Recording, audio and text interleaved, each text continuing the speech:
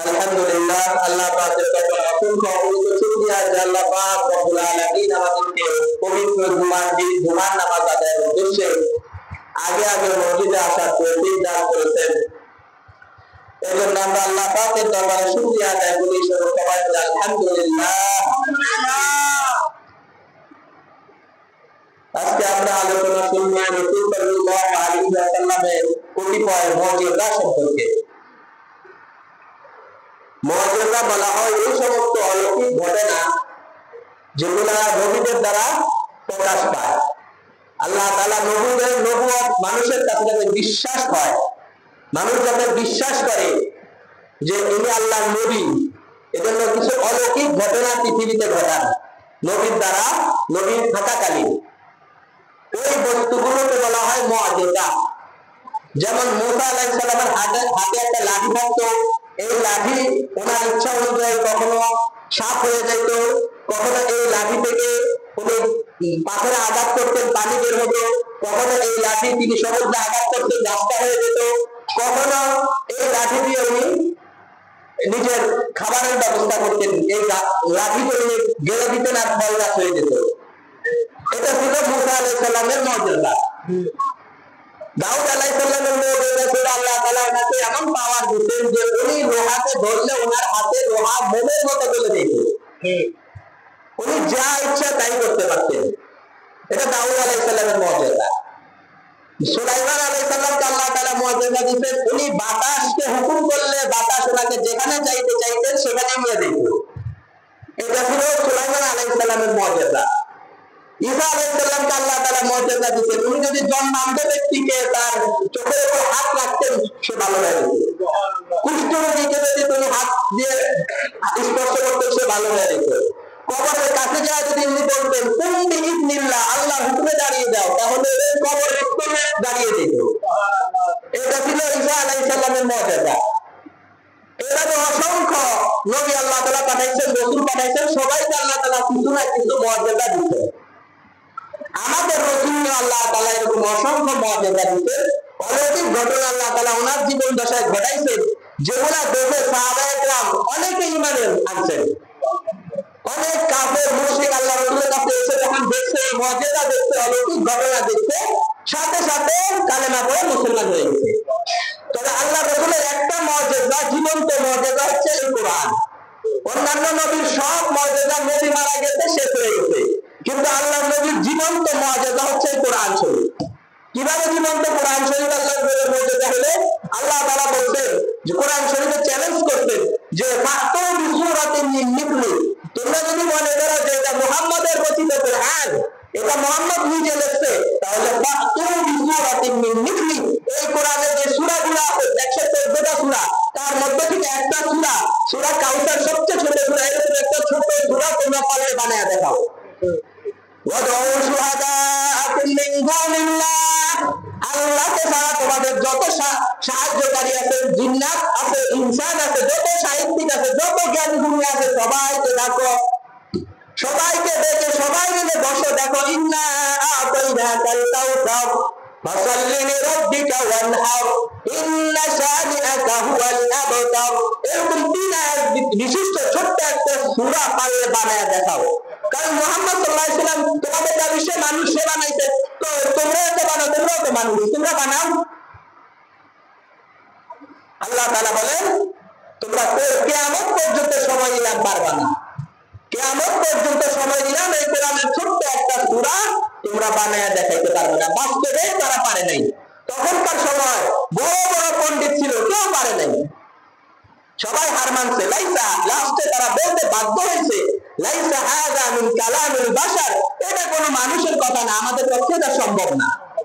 তারপরেও তারা মানে নাই, কেন? হটকারিতা বশত, হিংসা বশত তারা নবীকে মানে নাই। এটা হচ্ছে আল্লাহ রাসূলের জীবন্ত মুজিজা, যেটা এখনো আছে। আল্লাহ রাসূল দুনিয়া থেকে চলে গেছেন, প্রত্যেক নবী চলে গেছেন, ওনার মুজিজাও চলে গেছে, কিন্তু আল্লাহ রাসূল চলে গেছেন, ওনার জীবন্ত মুজিজা কোরআন আমাদের কাছে এখনো আছে, অক্ষতভাবে আছে। এর একটা নকশা, একটা জবর, একটা হরকত কেউ পরিবর্তন করতে পারে না, পারবে না। আল্লাহ তাআলা নিজেই এটা হেফাজতের জিম্মাদারি নিয়েছেন। ইন্না নাহনু নাযালনা যিকরা ওয়া ইন্না লাহু লাহাফিজুন। আল্লাহ বলেন এই কোরআন আমি নাযিল করেছি, এই কোরআন হেফাজতের দায়িত্ব আমি আল্লাহ।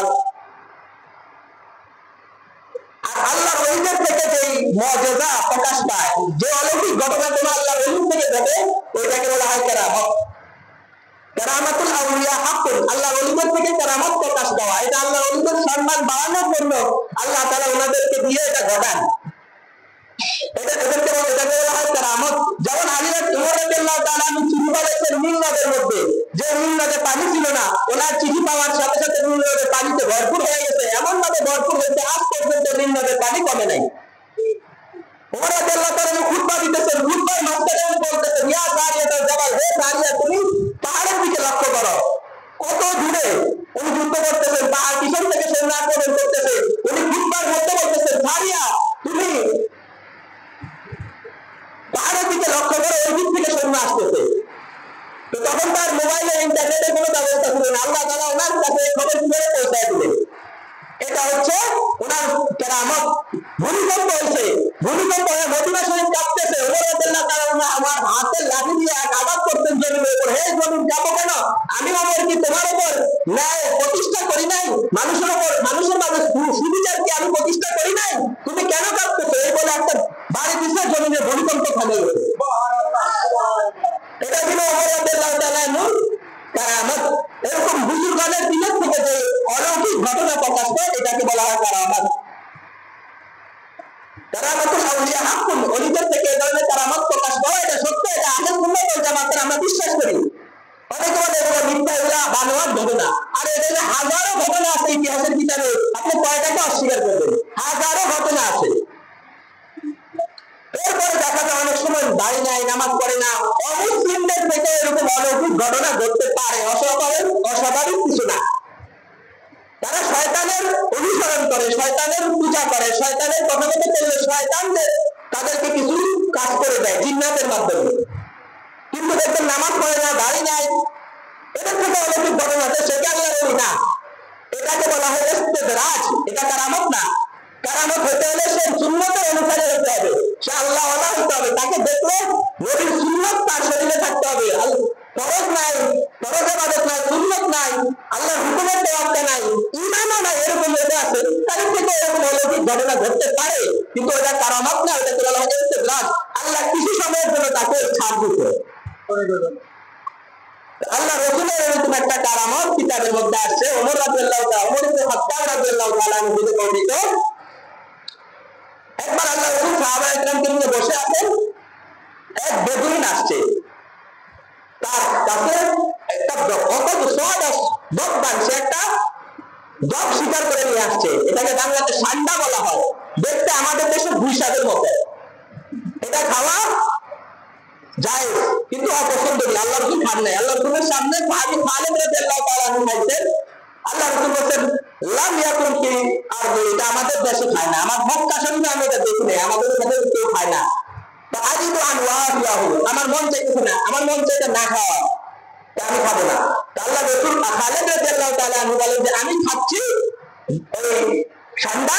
আল্লাহ রাসূল আমার দিকে অবাক দৃষ্টিতে তাকিয়ে আছেন। এটা খাওয়া জায়েজ আছে, অপছন্দনীয়। সাহাবায়ে কেরাম ওনার সামনে খাইছেন, অন্যান্য মাযহাবে করে জায়েজ যায়, হানাফি মাযহাবে ইমাম আবু হানিফা রাহমাতুল্লাহ আলাইহি বলেছেন এটা মাকরুহ। তো যাই হোক, এই জব স্বীকার করে নিয়ে আসছে তার কাঁধে, এসে আল্লাহ রাসূলকে বিভিন্নভাবে গালিগালাজ করতেছে যে তুমি আমাদের বাপ দাদার মধ্যে বিচ্ছেদ ঘটাইছো, তোমার কারণে আমরা আমাদের মধ্যে আত্মীয়তার সম্পর্ক নষ্ট হয়েছে, তুমি কি নবুয়তের নতুন ধর্মের দিকে আমাদেরকে দাওয়াত দিতেছো? এভাবে বেদুইন গ্রাম্য লোকটা যাচ্ছে তা বলে যাচ্ছে আল্লাহ রাসূলকে। ওমর রাদিয়াল্লাহু তাআলা বারবার তরবারিতে হাত দিতেছেন আর বলতেছেন ইয়া রাসূলুল্লাহ দা'নি উকতুলহু, গরম মেজাজ তো, ইয়া রাসূলুল্লাহ আমাকে বলেন আমি এটাকে শেষ করে দেই। আল্লাহ রাসূল বলেন ওমর তুমি জানো না কাদাল হালিমু আন ইয়াকুনা নাবিয়ান, ধৈর্যশীল সহনশীল ব্যক্তি তো নবীদের মতো, সে নবী হয়ে যেত, যাদের মধ্যে ধৈর্যশীলতার গুণ আছে তারা নবী, তবে নবুয়তের দরজা বন্ধ হয়ে গেল, আল্লাহ তাআলা তাদেরকে নবী বানান না। তুমি ধৈর্য ধরো, ধারণ করো। পরে আল্লাহ রাসূল বলেন তুমি কিভাবে বিশ্বাস করবা? বলছে আমার এই ঠান্ডা যদি সাক্ষী দেয় তাহলে আমি বিশ্বাস করি আপনি নবী। দেখেন কি কথোপকথন হচ্ছে, আল্লাহ রাসূল বলেছেন ইয়া দব, হে দব, হে ঠান্ডা, এই কথা ফাতাকাল্লামা দব্বু বিকালামিন আরাবী মুবিন ইয়াফহামুল কওমু জামিআ। ওই সাথে সাথে ওই দবটা মৃত ঠান্ডা লাজা শুরু করতে এবং একবার আরবি ভাষায় স্পষ্ট আরবি ভাষায় কথা বলতেছে। ইয়াফহামুল কওমু জামিআ, সাহাবাগণ সবাই বুঝতেছে তার কথা। কি বলতেছে? লাব্বাইক ওয়া সাদাইক ইয়া রাসূলুল্লাহ ইয়া রাসূল রাব্বিল আলামিন, হে ইয়া রাসূলুল্লাহ, আমি আপনার সামনে উপস্থিত, আপনার ডাকে আমি বারবার সাড়া দিতে রাজি। ইয়া রাসূল রাব্বিল আলামিন, হে রব জগৎ সমূহের প্রতিপালক আল্লাহ রাসূল, আমি আপনার ডাকে বারবার উপস্থিত। লাব্বাইক ওয়া সাদাইক ইয়া রাসূল রাব্বিল আলামিন। তো আল্লাহ রাসূল বলছেন মান তা'বুদু, তুমি কার ইবাদত করো? ওই বাপ বলতেছে আল্লাযী ফিস সামাই আরশুহু, আমি ওই সত্তার ইবাদত করি যার আরশে, আসমানে যার আরশ, ওয়াফিল আরদি সুলতানুহু, জমিনে যার ক্ষমতা বিদ্যমান, ওয়াফিল বাহরি সাবিলুহু, ওয়াফিল জান্নাতি রাহমাতুহু, জান্নাতে যার রহমত আছে, ওয়াফিন নারি আযাবুহু, জাহান্নামে যার আযাব আছে। আমি এমন সত্তার ইবাদত করি। ওই বাপ আরবিতে উত্তর দিতেছে, কথা বলতেছে রাসূলের সাথে। রাসূল আবার জিজ্ঞাসা করলেন মান আনা, আমি কে, তুমি বলো। ঠান্ডাকে বলতেছে, দবকে বলতেছে আমি কে, তুমি বলো। তখন ওই ঠান্ডা জবাব দেয় আনতা রাসূল রাব্বিল আলামিন খাতামুন নবিয়্যিন, আপনি জগৎ সমূহের প্রতিপালক আল্লাহ পরম রাসূল এবং শেষ নবী। আপনি শেষ নবী, আপনার পরে আর কোন নবী নাই। কদ আফলাহা মান সাদ্দাকা, যে ব্যক্তি আপনাকে সত্য বলে বিশ্বাস করবে সে সফলকাম হবে। ওয়াকাদ খাবা মান কাযযাবাকা, আর ওই ব্যক্তি ব্যর্থ হবে যে আপনাকে মিথ্যা প্রতিপন্ন করবে। কে বলতেছে এগুলা? ঠান্ডা, মৃত ঠান্ডা, জীবিত ঠান্ডা না, মৃত ঠান্ডা আল্লাহ রাসূলের সাথে কথা বলতেছে। এই অবস্থা দেখে বেদুইন স্বীকার করে আসছে, দেখে একটা মৃত ঠান্ডা রাসূলের জবাবে কথা বলতেছে, তখন সাথে সাথে সে পড়ে বলছে আশহাদু আল্লা ইলাহা ইল্লাল্লাহ ওয়া আশহাদু আন্নাকা রাসূলুল্লাহ হাক্কা, আমি সাক্ষ্য দিতেছি আল্লাহ ছাড়া কোনো মাবুদ নাই এবং বাস্তবে আপনি আল্লাহ হচ্ছেন প্রকৃত রাসূল। ওই বেদুইন সেখানে মুসলমান হয়ে গেছে। এই আল্লাহ রাসূলের একটা মর্যাদা কিতাবের মধ্যে আছে। আরেকটা মর্যাদা আছে আল্লাহ রাসূলের, এখন মিম্বারটা 3 তাক বিশিষ্ট। আগে আল্লাহ রাসূল প্রথমে যখন মদিনা আসেন তখন এরকম 3 তাক বিশিষ্ট ছিল না। খেজুর গাছের একটা গোড়া ছিল, ওটার উপর বসে আল্লাহ রাসূল খুতবা দিতেন। তো এক লোক, সে ভালো কাঠমিস্ত্রি, সে এসে বলছিল আমি আপনাকে একটা ভালো মিম্বার বানায় দেই 3 তাক বিশিষ্ট। তো সে বানায় দিতে। হাদিসের মধ্যে 3 তাকের ঘটনা আসছে। একবার আল্লাহ রাসূল প্রথম তাকে পা দিয়ে বলছেন আমিন, দ্বিতীয় তাকে পা দিয়ে বলছেন আমিন, তৃতীয় তাকে পা দিয়ে বলছেন আমিন। সাহাবায়ে কেরাম নামাজ শেষে জিজ্ঞাসা করলেন ইয়া রাসূলুল্লাহ, আজকে আপনি মিম্বারে ওঠার সময় এমন একটা কাজ করলেন অতীতে আর কখনো করেন নাই। আজকে কি এমন ঘটনা আছে, কি এমন জিনিস ঘটলো যে মিম্বারে প্রথম পা রাখার সময় আপনি আমিন বললেন, দ্বিতীয় তাকে পা রাখার সময় আমিন বললেন, তৃতীয় তাকে পা রাখার সময় আমিন বললেন, কারণ কি? আল্লাহ রাসূল বললেন আমি যখন প্রথম মিম্বারের প্রথম সিঁড়িতে পা রাখলাম তখন জিবরাইল আলাইহিস সালাম একটা দোয়া করতেন, ওই দোয়াতে আমি আমিন বলছি। কি দোয়া? দোয়াটা হলো জিবরাইল আলাইহিস সালাম বলতেন মান আদরাকা রমাদান ফালাম ইউগফার লাহু, ওই ব্যক্তি ধ্বংস হোক যে রমজান পাইল কিন্তু নিজের গুনাহ খাতা ক্ষমা করাতে পারলো না, ওই ব্যক্তি ধ্বংস হোক। জিবরাইল এই দোয়া বদদোয়া করছে, আমি বলছি আমিন, আল্লাহ আপনি কবুল করেন। এরপর ওই ব্যক্তির জন্য আল্লাহ রাসূল জিবরাইল আলাইহিস সালাম বদদোয়া করতেন মান আদরাকা আবওয়াইহি ইন্না কিবারি সিন্নিহি, যে তার পিতামাতা উভয়কে বৃদ্ধ অবস্থা পেয়েছে অথবা একজনকে পেয়েছে কিন্তু সে জান্নাতে প্রবেশ করতে পারে নাই। বৃদ্ধ অবস্থায় পিতামাতার খেদমত করে, বৃদ্ধ অবস্থায় একটা লোক যখন 60-70 বছর বয়স হয়ে যার কয় দিন বাঁচবে, এই অল্প কিছুদিন খেদমত করে সে জান্নাত কামাইতে পারে নাই, সেই সন্তানেরা জাহান্নামী, সেই সন্তানেরা ধ্বংস হোক। যে সন্তান অল্প বৃদ্ধ অবস্থায় পিতামাতার দুজনকে পেয়েছে অথবা একজনকে পেয়েছে, পেয়ে পিতামাতার খেদমত করার মাধ্যমে জান্নাত কামাইতে পারে নাই, এতে হতভাগা সন্তানেরা ধ্বংস হোক। আমি বলছি আমিন। আরেক হাদিসে এক ছেলে এসে জিজ্ঞাসা আল্লাহ বলতেছে ইয়া রাসূলুল্লাহ, আমার আব্বা আমি আমার সম্পদগুলা সব খরচ করে ফেলে। আল্লাহ বলছে রাগান্বিত হয়ে বলছেন আনতা ওয়া মালিকা লি আবিকা, আরে তুমি তোমার সম্পদ আবার কি, তোমার স্বামী তো তোমার পিতা, তোমার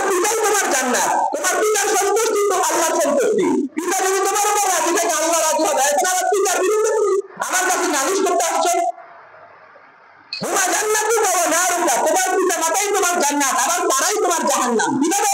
তাদেরকে যদি তুমি সন্তুষ্ট করতে পারো তাহলে তুমি জান্নাতি, তাদেরকে যদি তুমি অসন্তুষ্ট করো, তাদের উপর যদি তারা যদি তোমার উপর কষ্ট পেয়ে যায় তাহলে সে তুমি নির্ঘাত জাহান্নামী। তাহলে কার বিরুদ্ধে তুমি আমার কাছে নালিশ করতে আসছো? আল্লাহ রাসূল বদদুয়া করছেন। 3 নম্বর, আবার যখন তৃতীয় সিঁড়িতে আমি পা রাখলাম, জিবরাইল আলাইহিস সালাম তখন দোয়া করলেন, ওই আমার ওই উম্মত ধ্বংস হোক যার সামনে আমার নাম উচ্চারণ করা হলো মুহাম্মদ, আমার নাম উচ্চারণ করা হলো সাল্লাল্লাহু আলাইহি ওয়াসাল্লাম, কিন্তু সে আমার উপর দুরূদ করে নাই, সে ধ্বংস হোক। আমি বলছি আমিন, আমি বলছি তখন আমিন। এই যে 3 নম্বরের 3 সিঁড়ি তখন থেকে শুরু হয়। এর আগে খেজুর গাছের একটা গোড়া, এটার উপর বসে আল্লাহ রাসূল খুতবা দিতেন।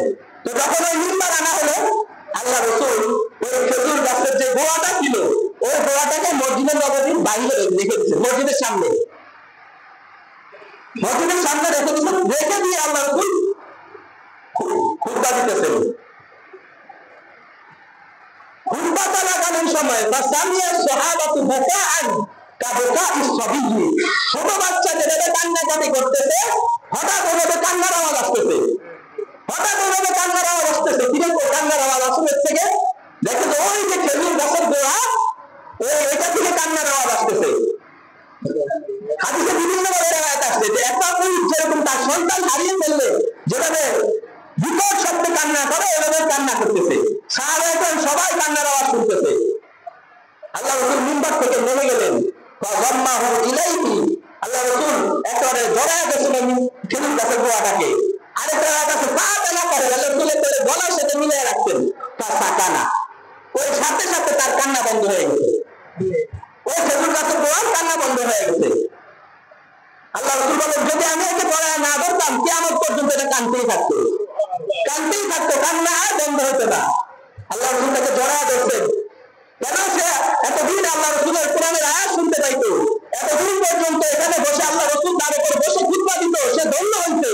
আজকে সে আল্লাহ রাসূলের এই সৌভাগ্য থেকে সে বঞ্চিত হয়ে গেছে, এজন্য সে আফসোস করে কাঁদতেছে। আল্লাহ রাসূল তাকে বলছে যে শোনো, আমি তোমার জন্য দোয়া করি, তুমি জান্নাতে একটা খেজুর গাছ, জান্নাতি খেজুর গাছ হবে। তখন সে এই সান্ত্বনাতে খুব হয়েছে। আল্লাহ রাসূল তার জন্য দোয়া করছেন, তুমি জান্নাতে একটা খেজুর গাছ হবে, জান্নাতে আল্লাহ রাসূলের সাথে থাকবে। এই ঘটনা বলার পরে হাসান বসরি রাহমাতুল্লাহ আলাইহি বলতেন যে দেখেন, একটা খেজুর গাছ কোরআন শরীফের মধ্যে আছে, ওমান ওয়া ইন্নাম শাইইন ইল্লা ইউসাব্বিহু বিহামদি রাব্বিহি, সব কিছু আল্লাহর জিকির করে। একটা খেজুর গাছ আল্লাহ রাসূলের থেকে পৃথক হওয়ার কারণে সে কান্না শুরু করছে। হাসান বসরি রাহমাতুল্লাহ আলাইহি ঘটনা বর্ণনা করার পরে উনি নিজে কাঁদতেন। এই ঘটনায় এই মুজিজা বলে উনি ভাবতেন যে আজকে উম্মতে মুহাম্মাদী কি হইবে, আমাদের মধ্যে রাসূলের কোনো সুন্নাত নাই, রাসূলের কোনো সুন্নাত আমাদের চেহারার মধ্যে নাই, আমাদের মাথার মধ্যে নাই, আমাদের টুপির মধ্যে নাই, আমাদের শরীরের মধ্যে নাই, আমাদের সমাজের মধ্যে রাসূলের সুন্নাত নাই, কিন্তু উম্মতে মুহাম্মাদী আমরা দাবি করেছি, কিন্তু আমাদের কোনো আফসোস নাই। আল্লাহ রাসূলের দাড়ি কত গুরুত্বপূর্ণ একটা সুন্নাত, আল্লাহ রাসূল গুরুত্বপূর্ণ একটা সুন্নাত এই দাড়ি। আল্লাহ রাসূল একবার পারস্য থেকে দূত আসছে আল্লাহ রাসূলের কাছে, আয়েশা বলছে আল্লাহ রাসূলের সাথে দেখা করার জন্য, আল্লাহ রাসূলের সাথে দেখা করার জন্য আসছে। আল্লাহ রাসূল তাদের দিকে তাকান নাই, তাদের দাড়ি ছিল না, আল্লাহ রাসূল তাদের দিকে তাকান নাই, অথচ তারা কাফের, কিন্তু দাড়ি নাই কেন? এজন্য আল্লাহ রাসূল তাদের দিকে তাকানই নাই। বলছে মান আমারকম বিহারা, এভাবে দাড়ি ছেড়ে বলতে তোমাদেরকে কে আদেশ দিতে? তারা বলছে আমাদের রব ইসরা আমাদেরকে হুকুম দিতে যে সবাইকে দাড়ি করে দিতে। আল্লাহ রাসূল বলছেন না, বল আমারনি রব্বি আন আফওয়াল মুহা, আমার রব আমাকে আদেশ দিয়েছেন আমি যেন দাড়ি ভরিয়ে দেব, তাই আমি যেন দাড়িকে লম্বা করি, আমার রব আমাকে এই আদেশ দিয়েছে। আল্লাহ রাসূল তাদের দিকে তাকান নাই, দাড়ি না থাকার কারণে। এজন্য যাদের দাড়ি নাই তাদেরকে আমি বলি দাড়িটা রেখে দেন। আল্লাহ রাসূলের এই একটাই সুন্নাত যেটা মৃত্যুর পরে আপনার সাথে যাবে, টুপিটা খুলে রেখে দিবেন, পাগড়িটা খুলে রেখে দিবেন। আপনি যদি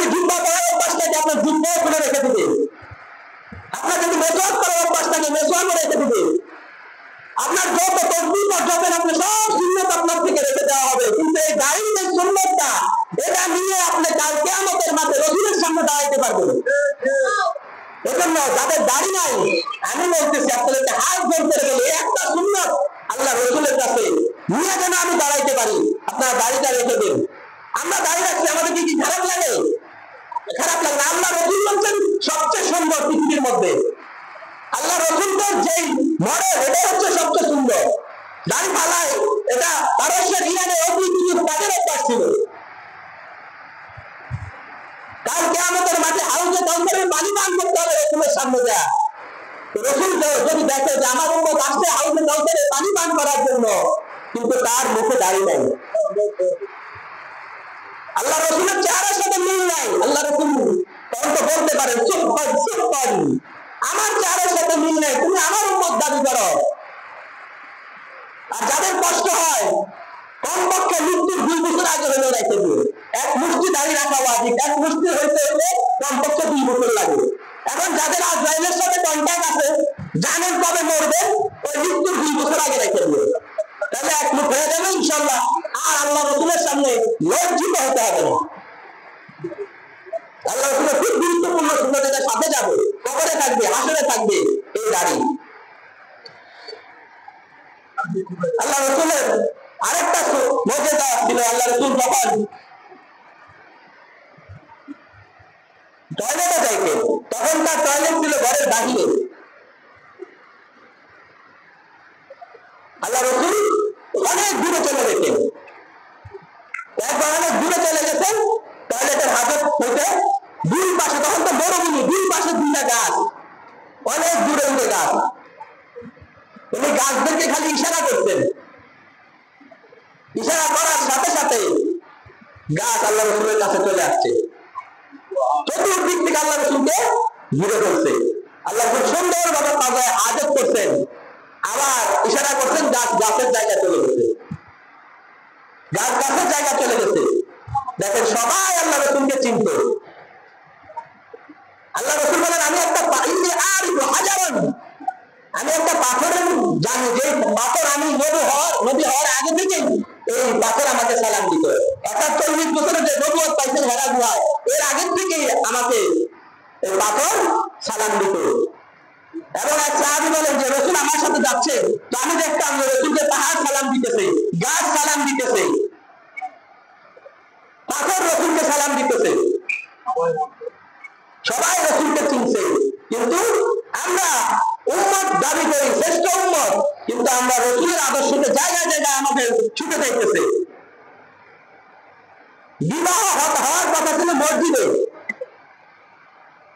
বিবাহ মসজিদে হওয়ার জন্য তিরমিজির হাদিস আছে, তোমরা মসজিদে বিবাহের ব্যবস্থা করো, কিন্তু মসজিদকে আমরা বিবাহকে নিয়ে গেছি কমিটি সেন্টারে। হাদিসে আছে মসজিদে বিবাহ হবে, বিবাহের পরে 10 বছর ছিটাই দিবে, এটা সুন্দর।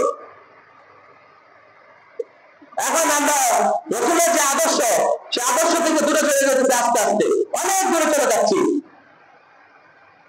আল্লাহ রসুল বলছেন, শাহেদ আহমদুল্লাহ বলছেন যে এই বর্তমান জামানায়, গত কয়েকদিন আগে ওনার একটা বয়ান শুনলাম, যে বর্তমান জামানায় অনেক পিতা মাতা জাহান্নামে যাবে সন্তানকে দেরি করে বিবাহ দেওয়ার কারণে। সন্তানদেরকে বিবাহ দেরি করে দেওয়ার কারণে অনেক নামাজি, অনেক হাজি, অনেক গাজী জাহান্নামে যাবে পিতা মাতা। কেন? আল্লাহ রসুলের হাদিসে আছে যে 3 জিনিসে দেরি করা যায় না, 3 জিনিসে দেরি করা যায় না। এক, as-salatu idha hadarat, নামাজের যখন ওয়াক্ত হয়ে যায় দেরি করা যায় না, সাথে সাথে নামাজ পড়ে নিতে হয়। ওয়াল আইয়িবু ইদা উজিদাত লাহু কুফুয়ান, যখন উপযুক্ত ছেলে থাকে, উপযুক্ত মেয়ে থাকে, যখন তার পাত্রপাত্রী পাওয়া যায়, তখন দেরি করা যাবে না। ওয়াল জানাজাতু ইদা হাদারাত, যখন জানাজা উপস্থিত হয়, তখন আর জানাজা দেরি করা যাবে না। আমাদের সমাজে কি একটা কালচার হয়ে গেল, 10-12 জন রাজনৈতিক নেতৃত্ব আসে, নেতা আসে, এরা এরকম লম্বা লম্বা বক্তৃতা দিতে থাকে। এদের ভাই রাজনৈতিক ময়দান বক্তৃতা দেওয়ার জন্য তো জানাজা না। এই দুঃখে আমার সাথে অনেকেই বলছে, ভাই হুজুর আমি এই দুঃখে জানাজা যাই না। একটা জানাজা পড়লে উহুদ পাহাড় পরিমাণের সব, উহুদ পাহাড় পরিমাণ সব। আমার এক দোস্ত, উনি কয়েকদিন আগে হজে আসছে, আইসা বলতে হুজুর আমি আর কখনো জানাজা ছাড়বো না। বললাম কেন? আমি যে দেখলাম উহুদ পাহাড়টা বিশাল বড়, আমি আগে জানাজা যাইতাম না। অথচ হাদিসে আসছে একটা জানাজা বলে উহুদ পাহাড় পরিমাণ সওয়াব আল্লাহ তাআলা আমল নামায় দান করেন। এত বড় সওয়াব আমি মিস করতে একটা বছর, আমি আর জীবনে কোনো জানাজা মিস করবো না ইনশাআল্লাহ। জানাজা শরীক হলে এত সওয়াব, কিন্তু এই সওয়াব থেকে আমরা বঞ্চিত হইতেছি এই কিছু নেতার রাজনৈতিক বক্তব্যের কারণে। অনেকে রাগ করে যে সেই 10টা বাজে জানাজা হওয়ার কথা, বক্তৃতা দিতে আরো আধা ঘন্টা মানুষ দ্বারা কষ্ট করতেছে, আর সে বক্তৃতা দিতেই আছে। জানাজার কথা বলবে, হুজুর দু একটা কথা বলবে, মৃত্যু সম্পর্কিত একটা, যিনি ইমাম সাহেব আছেন উনি একটা কথা বলবেন, আর ওই যিনি মাইয়ের তার ছেলে, বড় ছেলে বা অভিভাবক অলিতেও থাকলে সে কয়েকটা কথা বলবে, ব্যাস এই দুইজন। আর কারো বক্তব্য দেওয়ার কোনো দরকার নাই, কোনো দরকার নাই। আর জানাজা করিবা হাবরা, যখন জানাজা উপস্থিত হয়ে যায় আল্লাহ তখন দেরি করার কোনো অবকাশ নেই। এজন্য জানাজা আসলে এই ধরনের বক্তব্য দেওয়া বন্ধ করার দরকার আমাদের।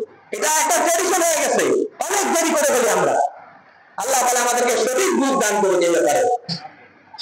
এজন্য রাসূল সাল্লাল্লাহু আলাইহি ওয়াসাল্লামের আরেকটা মর্যাদা হচ্ছে, রাসূল সাল্লাল্লাহু আলাইহি ওয়াসাল্লাম বেদুইন যাইতেছে রাস্তা দিয়ে, আল্লাহ রাসূল বলছেন তুমি আমার উপর ঈমান আনো। বেদুইন বলছে ওই যে গাছটা, সে যদি সাক্ষী দেয় তাহলে আমি ঈমান আনবো। বলেন দেখি, সে আল্লাহ রাসূলকে এবারে বলতেছে ওই গাছ যদি কালেমার সাক্ষী দেয় আমি তাহলে তোমাকে নবী বলে বিশ্বাস করব। আল্লাহ রাসূল ডাক দিবেন, সাহাবী বলেন, জাবের রাদিয়াল্লাহু তাআলা আনহু বলেন যে আল্লাহ রাসূল ওই গাছকে ডাক দেওয়ার সাথে সাথে জমিন ফেলে আল্লাহ রাসূলের সামনে গাছ চলে আসছে। গাছ এসে কালেমার সাক্ষী দিতেছে, আশহাদু আল্লা ইলাহা ইল্লাল্লাহ ওয়া আশহাদু আন্না মুহাম্মাদার রাসূলুল্লাহ। এভাবে গাছ সাক্ষী দিতেছে। এটা দেখে ওই বেদুইন মুসলমান হয়ে গেছে। পাথর আল্লাহ রাসূল হাজরা আছে, যে পাথরের কথা আল্লাহ রাসূল বলছেন যে আল্লাহ রাসূল বলছেন যে ইন্নী লা আরিফু হাজারান, আমি একটা পাথর জানি যে পাথর আমাকে নবুয়তের আগেও সালাম দিত। হাজরা আসাদ কিতাবের মধ্যে আছে, হাজরা আসাদ পাথর আল্লাহ রাসূলকে সালাম দিত। এই পাথর পর্যন্ত রাসূলকে চিনছে, রাসূলকে সালাম দিছে। কোরআন শরীফে দেখেন এই সূরা বাকারার 74 নম্বর আয়াত আমি খুলে রাখছি। আল্লাহ তাআলা বলেন তুম্মা কাসাত কুলুবুকুম মিন বাদি যালিকা, কিন্তু মানুষের অন্তরগুলো কঠিন হয়ে গেছে, কাল হিজারাতি, পাথরের মতো কঠিন হয়ে গেছে। আও আসাদ্দু কাসওয়া, এর চেয়েও বেশি কঠিন হয়ে গেছে। কেন কঠিন হয়েছে? 70 বছর বয়স হয়ে গেছে, এখনো চা দোকানে বসে থাকতে ভালো লাগে। আব্বা ও আমার দাদা আর কতদিন আপনি বাঁচবেন বলেন? 70 বছর আপনার বয়স হয়ে গেছে, আপনি আর কয়দিন বাঁচবেন? আপনার যে এখনো মসজিদ আপনার ভালো লাগে না, এখনো আপনার চা দোকানে বসে থাকতে ভালো লাগে। আল্লাহ বলেন তুম্মা কাসাত কুলুবুহুম, এদের অন্তরগুলো পাথর হয়ে গেছে, কাল হিজারাতি, পাথরের মতো শক্ত। এরপর আল্লাহ বলেন না না, পাথরের থেকেও এদের অন্তরগুলো আরো বেশি শক্ত হয়ে গেছে। আও আসাদ্দু কাসওয়া, আল্লাহ বলেন যুক্তি দিতেছেন পাথর থেকে কেন? বলছে ওয়া ইন্না মিনাল হিজারাতি লামা ইয়াতাফাজ্জারু মিনহুল আনহার, অনেক পাথর আমি আল্লাহর ভয়েও কাঁদে। আমি আল্লাহর ভয়ে, অনেক পাথর আছে কান্না করে, মানুষগুলো আমি আল্লাহর ভয়ে কাঁদে না, জাহান্নামের ভয়ে কাঁদে না। মৃত্যুর পরে কবর জান্নাতের বাগান হবে অথবা জাহান্নামের গর্ত হবে, এই ভয় তাদের ভিতরে নাই, যার কারণে তাদের চোখে আজকে পানি নাই। অথচ পাথর, আল্লাহ বলেন সূরা বাকারার 174 নম্বর আয়াত, পাথর আল্লাহর ভয়ে কাঁদে। লামা ইয়াতাফাজ্জারু মিনহুল আনহার ওয়া ইন্না মিনহা লামা ইয়াশাক্কাকু ফায়াখরুজু মিনহুল মা ওয়া ইন্না মিনহা লামা ইয়াহবিতু মিন খাশিয়াতিল্লাহ। আল্লাহ বলেন পাহাড়ে অনেক পাথর আছে, অনেক পাথর আছে, আমি আল্লাহর ভয়ে পাথর, এই জমিন পাথর পাহাড় থেকে খসে পড়ে যায়। ওয়াল্লাহু বিগাফিলিন আম্মা তা'মালুন, আল্লাহ বলেন তোমরা যা করতেছো এটা থেকে আমি আল্লাহ গাফিল না, আমি আল্লাহ জানি না যে এমনটা না। তোমরা যে নামাজ পড়তেছো না, আল্লাহর হুকুম মানতেছো না, নবীর সুন্নাতকে ছেড়ে দিছো, আমি কিছুই বলতেছি না, আমি গাফিল এমন না। আল্লাহ যখন ধরেন ওয়াইদা বাতাসতুম জাব্বারিন, আল্লাহ ধরা বড় কঠিন ধরা। আল্লাহ যখন ধরবে তখন আর সুযোগ হবে না, আবার যে দুনিয়াতে এসে আবার ভালো হয়ে যাবে, আবার নেক আমল করবে, এই সুযোগ আছে? এবার এসএসসি পরীক্ষা যারা ফেল করছে, সামনে 1 সাবজেক্ট 2 সাবজেক্ট আবার পরীক্ষা দিবে, আবার পরীক্ষা দিবে। কিন্তু আমরা যদি একবার মৃত্যুর পরে যায় দেখে আলেম ওলামারা যা বলছে সব সত্য, কবরে আছে, কবরে হিসাবও হইতেছে, জান্নাত জাহান্নাম সব সত্য, আবার আল্লাহর কাছ থেকে অনুমতি নিয়ে দুনিয়াতে আসার কোনো সুযোগ নাই, একবারই সুযোগ। এজন্য আল্লাহ বলেন যে তারা যে এই যা করতেছে তারা যা করে এটা থেকে আমি আল্লাহ গাফিল না। হাদিস শরীফের মধ্যে আছে, আল্লাহ রাসূল বলেন ইন্না ফিল জাসাদি লামুদ্গা, মানুষের শরীরের মধ্যে একটা অঙ্গ আছে, ইযা সালুহাত সালুহাল জাসাদু কুল্লু, ওই শরীরের গোশতের টুকরাটা যদি পবিত্র হয়ে যায়, ভালো হয়ে যায়, পুরো মানুষটা ভালো হয়ে যায়। ওয়া ইযা ফাসাদাত ফাসাদাল জাসাদু কুল্লু, আর যদি ওই গোশতের টুকরাটা নষ্ট হয়ে যায়, ওই গোশতের টুকরাটা যদি খারাপ হয়ে যায়, তাহলে পুরো মানুষটা খারাপ হয়ে যায়। ফাসাদাল জাসাদু কুল্লু আলা ওয়া হিয়াল কলব, এটার নাম হচ্ছে অন্তর। কলব সেটার নাম। কলব যদি ঠিক হয়ে যায়, কলব যদি মসজিদমুখী হয়ে যায়, তখন আর কোনো ওজোর থাকবে না। কলবের মধ্যে যদি নামাজের গুরুত্ব ঢুকে যায়, তাহলে আর কোনো ওজোর থাকবে না। যারা নামাজ পড়তেছে তারা দুনিয়াও কামাইতেছে, আখিরাতও কামাইতেছে। এমন না যে তারা 5 ওয়াক্ত নামাজ পড়ার কারণে আপনারা অনেক আগে গেছেন আর তারা অনেক পিছায় আছে, তাদের ছেলে সন্তান কম, আপনাদের ছেলে সন্তান অনেক বেশি। বরং আল্লাহ তাআলা তাদেরকেই ভালো রাখছেন, আল্লাহ তাআলা তাদেরকেই সুখে রাখছেন। আল্লাহ তাআলা নিজেই বলছেন আমার হুকুমের মধ্যেই আছে শান্তি। এক হাদিসের মধ্যে আল্লাহ তাআলা বলেন তাফাররাগ ইয়া ইবাদি তাফাররাগ লিইবাদাতি, হে আমার বান্দারা তুমি আমার ইবাদতের জন্য অল্প একটু সময় বের করো, আমি তোমার সমস্ত ব্যস্ততা দূর করে দেব, আমি তোমার দারিদ্রতা দূর করে দেব, আমি তোমার অবমাননা দূর করে দেব, আমি তোমার রোগব্যাধি ভালো করে দেব। তুমি আমার ইবাদতের জন্য একটু খালি হও, আমার ইবাদতের জন্য একটু সময় বের করো।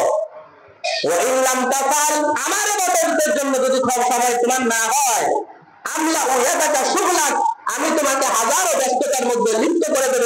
ওয়ালা আশাদ্দু ফাকরা, তোমার দারিদ্রতাও বন্ধ হবে না। যত ব্যস্ততার মধ্যে থাকো না, চাকরি বাকরি যত রিজিকের রাস্তা তুমি খোলো না কেন, আমার ইবাদত থেকে যদি বিমুখ হয়ে সেগুলো করো, তোমার দারিদ্রতা কোশ্চিনকালেও বন্ধ হবে না। আল্লাহ তাআলা কোরআনের আয়াতে বলেন ইন্নাল্লাযীনা আমানু ওয়া আমিলুস সালিহাতি ওয়া হুয়া মুমিনুন ফালানুহয়িন্নাহুম হায়াতান তাইয়্যিবা ওয়া লানাজজিয়ান্নাহুম আজরাহুম বিআহসানি মা কানু ইয়ামালুন। ইন্নাল্লাযীনা আমানু ওয়া আমিলুস সালিহাত, যারা ঈমান আনে এবং নেক কাজ করে, ওয়া হুয়া মুমিনুন, সে পুরুষ হোক অথবা মহিলা হোক, লানুহয়িন্নাহু হায়াতান তাইয়্যিবা, আমি অবশ্যই অবশ্যই তাকে একটা সুন্দর আরামদায়ক জিন্দেগি দান করব। সুবহানাল্লাহ সুবহানাল্লাহ। ওয়া লানাজজিয়ান্নাহুম আজরাহুম বিআহসানি মা কানু ইয়ামালুন, তাকে আমি এমন উত্তম প্রতিদান দেব যে প্রতিদান পেয়ে সে খুশি হয়ে যাবে। সুবহানাল্লাহ। আরেক আয়াতে আছে ওয়ালাউ আন্না আহলাল কুরআ আমানু লাফাতাহনা আলাইহিম বারাকাতিন মিনাস সামাই ওয়াল আরদ, যদি জমিনবাসী আল্লাহর হুকুম মেনে চলে, তারা আল্লাহর আদেশ মেনে চলে, লাফাতাহনা আলাইহিম বারাকাতিন মিনাস সামাই ওয়াল আরদ, আসমান এবং জমিনের সমস্ত বরকতের রাস্তা আমি খুলে দেব। সুবহানাল্লাহ। আল্লাহর যত বরকতের রাস্তা আছে আল্লাহ বলেন আমি সব খুলে দেব। লাফাতাহনা আলাইহিম বারাকাতিন মিনাস সামাই ওয়াল আরদ, আসমান জমিনের বরকত আমি খুলে দেব। বলছে এই বরকত কিভাবে হবে? বলছে এমন সময় বৃষ্টি হবে যখন মানুষের বৃষ্টির প্রয়োজন, যখন বৃষ্টির প্রয়োজন নাই তখন বৃষ্টি হবে না। বলছে রাত গভীর হয়ে গেলে মানুষ যখন গভীর ঘুমে চলে যাবে তখন বৃষ্টি হবে, মানুষ আরামে ঘুমাবে, পানির চাহিদা পূরণ হয়ে যাবে, ফজরের আগে আগে আবার বৃষ্টি শেষ হয়ে যাবে, মানুষের দিনের কাজকর্মেরও কোনো ব্যাঘাত ঘটবে না, আবার মানুষের যে প্রয়োজন বৃষ্টির পানি সেটাও সে সুন্দর মতো পেয়ে যাবে। এভাবে আল্লাহ তাআলা বরকতের রাস্তা খুলে দিবেন। এবং অতীত ইতিহাসে আল্লাহ তাআলা দেখাইছেন এরকম বরকতের রাস্তা। হযরত খলিফা ওমর ইবনে আব্দুল আজিজের জামানায় আমরা শুনছি, আরো কয়েকবার এই ঘটনা আমি আরো বয়ানে বলছি, যে ওনার সময় রাষ্ট্রীয় কোষাগারের মধ্যে কিছু গম রাখা ছিল, এক একটা গম খেজুরের মতো বড় বড়, এবং গমের গায়ে প্যাকেটের গায়ে লেখা ছিল এটা হচ্ছে আল্লাহর আইন, কোরআনের আইন পৃথিবীতে বাস্তবায়ন হওয়ার কারণে, আল্লাহ পৃথিবীতে ন্যায় প্রতিষ্ঠা হওয়ার কারণে আল্লাহ তাআলা এমন বরকত দিয়েছেন, গমের সাইজ হয়েছে খেজুরের মতো বড়, গমের সাইজ হয়েছে খেজুরের মতো বড়। এখন কোরআনের আইন বাস্তবায়নের কথা শুনলে আমরা ভয় পাই, যে কোরআনের আইন বাস্তবায়ন করলে তো আমাদের হাত কাটা করবে। আর এটা তো ভয় পাবে চোর, যে যার ভিতরে যে চুরি করে তার না কোরআনের আইন বাস্তবায়ন করলে ভয়। সৌদি আরবে তো এই আইন আছে, কি সৌদি আরবের মানুষের কারো কি হাত নাই? সবাই হাত কাটা ফেলছে সরকারে। তো কোরআনের আইন বাস্তবায়ন করলে আমাদের সমস্যাটা কি? কোরআনের আইন যদি একটা বাস্তবায়ন করা হয়, হাজারো চুরি বন্ধ হয়ে যাবে। যাবে, হাজারো অপকর্ম বন্ধ হয়ে যাবে, হাজারো জিনা বন্ধ হয়ে যাবে। এখন যদি কেউ কোরআনের আইন বাস্তবায়নের কথা বলে, বলছে এই জঙ্গি, এই তালেবান, কত তাদেরকে কত বিশ্রী ভাষায় গালাগালি করে। অথচ আমরা মুসলমান, আল্লাহ তাআলা বলেন মাল্লাম ইয়াহকুম বিচার যে মাল্লাম ইয়াহকুম বিআয়াতিল্লাহ, যে আল্লাহর কোরআন অনুযায়ী বিচার করে না, ফাউলাইকা হুমুল কাফিরুন, এরা কাফের, ফাউলাইকা হুমুল ফাসিকুন, এরা ফাসিক, ফাউলাইকা হুমুল যালিমুন, এরা জালিম। যারা আল্লাহর বিধান অনুযায়ী বিচার করে না। কোরআনে 3টা আয়াত আছে এইভাবে, যে আল্লাহ বলেন যারা আল্লাহর বিধান অনুযায়ী যারা বিচার কার্য পরিচালনা করে না, আল্লাহ এক আয়াতে বলেন উলাইকা হুমুল কাফিরুন, আরেক জায়গায় বলেন উলাইকা হুমুল ফাসিকুন, আরেক জায়গাতে বলেন উলাইকা হুমুল যালিমুন, এরা ফাসিক, এরা জালিম, এরা কাফের। কোরআনের আয়াত বাস্তবায়ন করলে আমরা মুসলমান, এখানে মুসলমানদের সংখ্যা বেশি, এখানে কোরআন আয়াত বাস্তবায়ন করলে, কোরআনের হুকুম বাস্তবায়ন করলে সমস্যাটা কোথায়? সমস্যা হলো যে ভিতরে নিয়ত খারাপ, ডাইরেক্ট বলে ফেলে আমরা শরিয়া আইনে বিশ্বাসী না, কোরআনের আইনে তারা বিশ্বাসী না, এই কথা বললে তার ঈমান থাকে না। এই দলের সাথে যোগ দেওয়া জায়েজ নাই। কেউ যদি এটা বলে যে আমরা শরিয়া আইনে কোরআনের আইনে বিশ্বাস করি না, ওই দল করাও জায়েজ নাই। আল্লাহ তাআলা আমাদেরকে সবাইকে সঠিক বুঝ দান করুন, কোরআন অনুযায়ী, রাসূলের হাদিস অনুযায়ী আমরা জিন্দেগি যাপন করতে পারি। আল্লাহ তাআলা আমাদের সবাইকে তৌফিক দান করুন। আমিন ওয়া আখিরু দাওয়ানা আলহামদুলিল্লাহি রাব্বিল আলামিন।